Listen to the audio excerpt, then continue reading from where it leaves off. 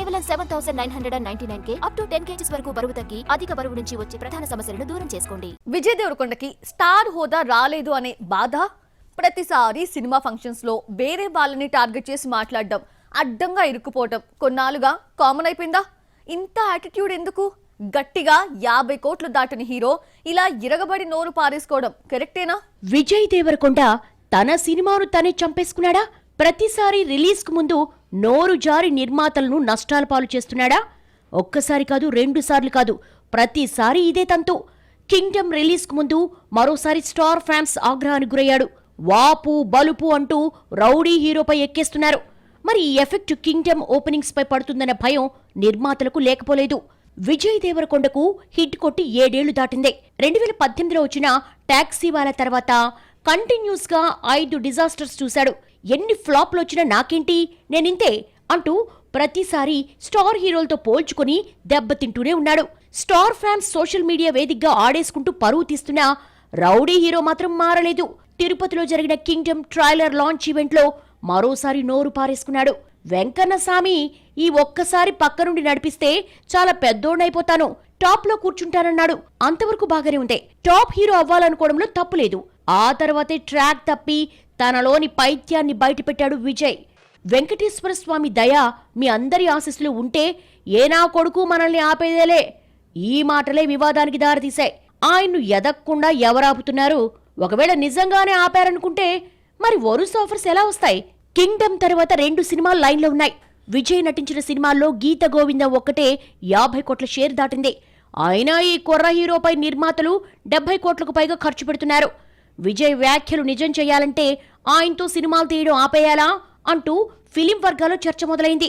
విజయ్ తో సినిమా అంటే నిర్మాత, దర్శకుడు కాంట్రవర్సీలో ఇరుక్కున్నట్టే లెక్క. రౌడీ హీరో మాటలు సినిమాకొచ్చిన హైప్ ని ఢమాల్మని పడేస్తాడు.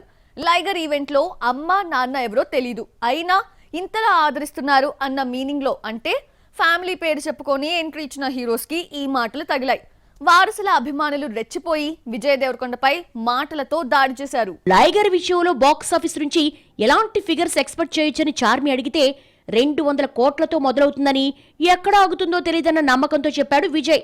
ఏ హీరో ఇంతవరకు ఇన్ని కోట్లు కలెక్ట్ చేస్తానని ఎప్పుడూ చెప్పలేదు. రాజమౌళి లాంటి దర్శకుడే కలెక్షన్స్ రికార్డుల గురించి మాట్లాడరు. విజయ్కు యాటిట్యూడ్ ఎక్కువ అంటూ విమర్శించారు నెటిజన్లు. రౌడీ హీరో మాటలు వింటుంటే వెంటనే స్టార్ అయిపోవాలి, 100 కాదు 200 కాదు 300 కోట్ల హీరో అనిపించుకోవాలన్న ఫీలింగ్ లోలోన బలంగా ఉందనిపిస్తోంది. ఈవెంట్స్ లో కనిపించే జనాలను చూసేసరికి రెచ్చిపోతాడు. ఇన్నర్ ఫీలింగ్స్ కక్కేసి దెబ్బలు తింటూ ఉంటాడు విజయ్. లైగర్ 200 కోట్లతో మొదలవుతుందన్న విజయ్ పై ట్రోల్స్ దాడి చేశారు. విజయ్ దేవరకొండ ఏది చేసినా, ఏం మాట్లాడినా ట్రోలింగే. చివరికి పేరు ముందు బిరుదు కూడా కాంట్రవర్సీ అయింది. ఓ ఇంటర్వ్యూలో మాట్లాడుతూ తనకే ఎందుకు ఇలా జరుగుతోందని ఆవేదన వ్యక్తం చేశాడు విజయ్. ట్యాగ్ తో ఎవరికీ తగలనన్ని దెబ్బలు తగిలాయన్నాడు.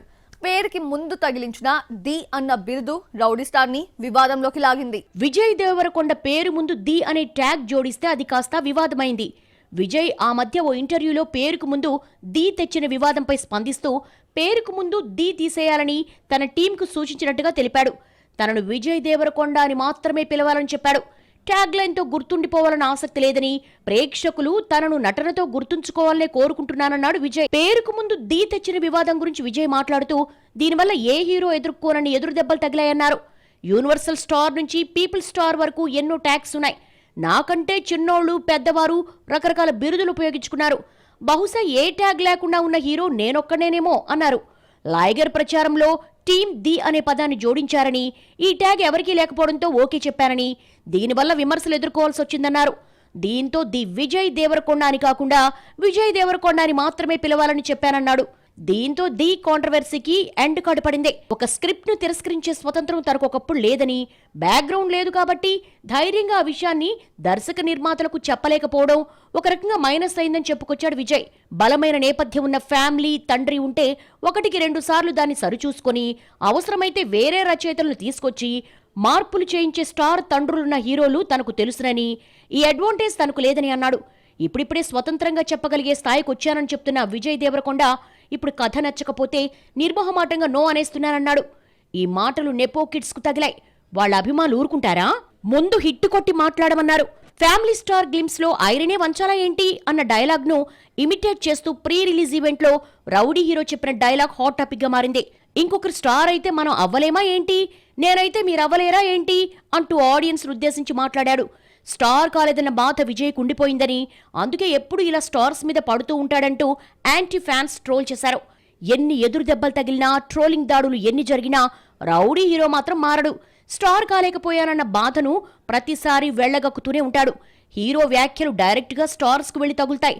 వాళ్ల ఫ్యాన్స్ ఏమో ట్రోలింగ్ కు పని చెప్తారు. అక్కడితో ఆకుండా రివ్యూలంటూ విజయ్ సినిమాలను చీల్చి చెండాడతాడు. పోనీ హీరో హిట్ తో అందరి నోళ్లు మూయిస్తాడు అనుకుంటే అది లేదు. సిద్ధు జొన్నలగడ్డ తన పేరుకు ముందు స్టార్ బాయ్ అని పెట్టుకున్నట్టు ఏదో ఒకటి చేర్చుకుంటే స్టార్ అయిపోతావంటూ విజయ్ను ట్రోల్ చేస్తున్నారు యాంటీ ఫ్యాన్స్.